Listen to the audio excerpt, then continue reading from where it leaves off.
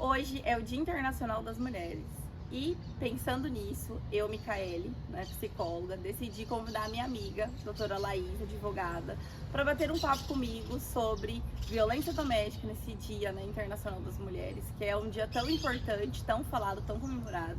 E eu acredito muito que com essa onda de feminicídio que vem acontecendo no Brasil, eu acredito que é uma coisa muito importante de falar, né, Laís? A gente já estava conversando anteriormente sobre isso. Sim, isso é um assunto muito importante que tem que ser conversado diariamente. Mas deixa eu me apresentar. Eu me chamo Laís Lima, sou advogada especialista em direito de família e atuante em violência doméstica e vice-presidente do Conselho Municipal da Mulher de Rondonópolis. Bem, as estatísticas do nosso estado são as maiores. Somos o segundo estado que mais mata mulheres. Então, o índice de feminicídio aqui nesses últimos 2 anos tem sido alarmante. Então, por mais que seja um dia de comemorar o Dia da Mulher, eu acredito que é sempre válido falar sobre a violência doméstica como uma forma de alertar, conscientizar, e tem muitas mulheres ainda que não têm e não sabem o que é uma violência doméstica. Exatamente, tem muitas coisas, né, que eu vejo que são disfarçadas de é bonitinho, é uma proteção, é um ciúme bonitinho, e isso, essa fala, a gente acaba normalizando pequenos sinais que já dá indícios ali de violência, né, de controle, de posse, que eu vejo muito nos casos de feminicídio, essa questão da posse, né, que o outro é meu, o outro me pertence, o outro faz aquilo que eu quero. E aí a gente envolve muito um critério de ego. E nós, como seres humanos, nós temos as nossas questões de instinto. Então, quando eu estou com o meu instinto testado ali, isso acaba, né, sendo algo muito perigoso. E aí o direito, ele entra muito sobre isso, né, Laís? Sobre as pequenas violências, o que a mulher deve fazer. Porque eu ouço muito na minha vida e às vezes na clínica, ele nunca me bateu, mas ele humilhou, ele agrediu, ele empurrou, né? E tem pessoas que nem consideram empurro uma agressão. E isso é muito preocupante, porque como que nós estamos formando as nossas crianças, né? As nossas futuras mulheres que estarão aí à frente de cargos no futuro. Sim, aí, que nem você falou, ele me humilhou. Muitas vezes a mulher não sabe que isso é uma violência contra a honra, né? Ou uma violência psicológica. Foi só um empurrão. É uma lesão corporal, mesmo que dentro do direito a gente tenha leve e a grave. Mesmo que considerada leve, ainda assim um empurrão é uma violência, né? É uma lesão corporal. O que a gente vê, além da posse, né? É que acaba sendo normalizado eu não posso ir ali, eu não posso pôr essa roupa, eu não posso estar com tal amiga, e restringe a liberdade da vítima. No primeiro momento ela acha bonito, e depois quando ela começa a lembrar ou a trazer na consciência, ela depara com uma violência. Ou muitas delas realmente, quando chegam até mim para fazer um divórcio ou para simplesmente denunciar casos de violência, elas não sabem o que se enquadra. Elas não acham que é violência, ela não acha que proibir de passar um batom é uma violência, usar uma roupa é violência, não estar com uma amiga é uma violência. Ela nem sequer vê isso como uma violência, ela não acha nem que isso vai pra frente. E aí acaba que vira um ciclo de violência. E quando a gente aceita essa violência, a gente acaba normalizando. E quando a gente começa a ouvir sobre as denúncias, sobre essas questões, é quando todo lugar a gente começa uma desmistificação, falar que a gente tem que trazer exemplos claros do dia a dia, do tipo do batom, da amiga, controle sobre as redes sociais, né, Laís? O controle sobre a rede social. Não quero que você tenha esse perfil, apaga, faz outro. Isso é quem muito você vai comum. seguir, quem você deixa a pessoa, ela toma ali o controle e a posse. E são coisas assim tão ditas cujas normais para a sociedade, né? Mas você tem um relacionamento, a pessoa ela tem que controlar tudo as suas redes sociais. Mas e aí, onde que está o direito da pessoa de ir e vir? E principalmente é o homem fazendo isso com a mulher. Muito pouco é quando a mulher faz isso com o homem. E existe.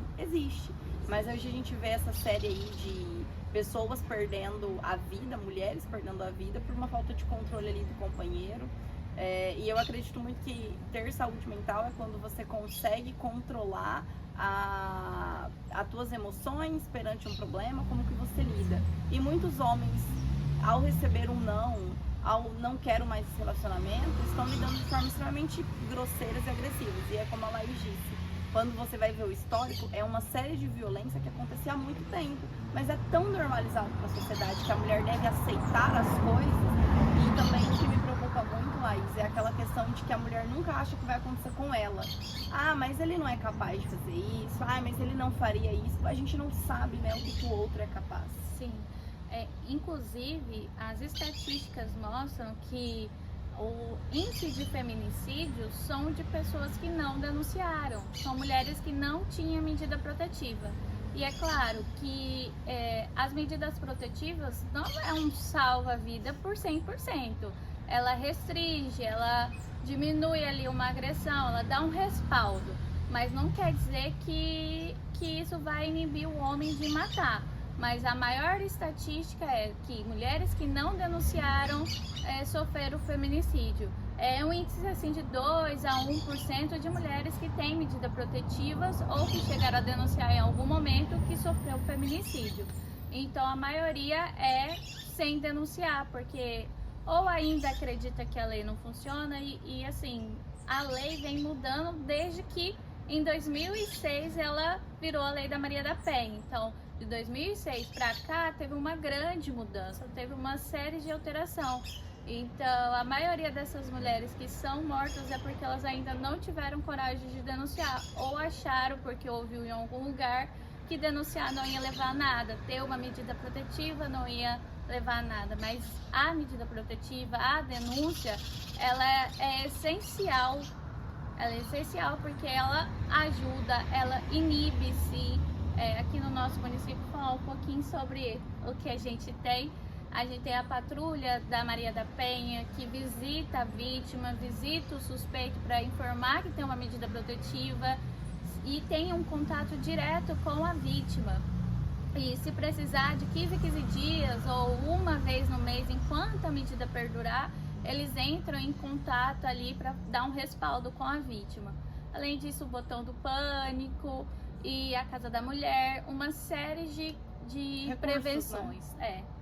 E é legal falar sobre isso, que você falou sobre as estatísticas, porque quando sai na grande mídia que teve um caso de feminicídio e a pessoa tinha uma medida protetiva, isso acaba aumentando as chances, né? Porque implanta na vítima ali que não vai funcionar comigo, para que denunciar? E a gente precisa fazer essa denúncia, precisa seguir em frente, precisa procurar um advogado.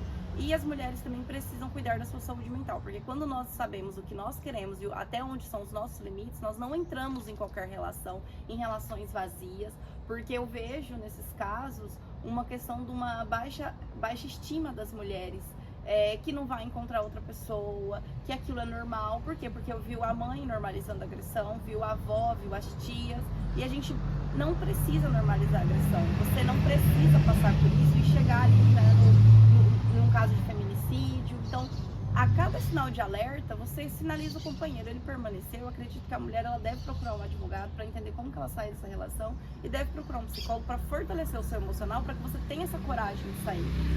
Porque a gente não foi preparada como mulher para dizer não, nós somos preparadas para aceitar, né? Aquela síndrome de boazinha, aceitar tudo. Inclusive, Mica, é muito bom lembrar, porque toda vez que uma mulher, a maioria das mulheres que chegam para eu não tenho certeza do divórcio, é isso que eu escuto. O que eu solicito? Eu tenho profissionais da área da psicologia que eu acabo falando, você não tem certeza, então você precisa fortalecer o seu emocional.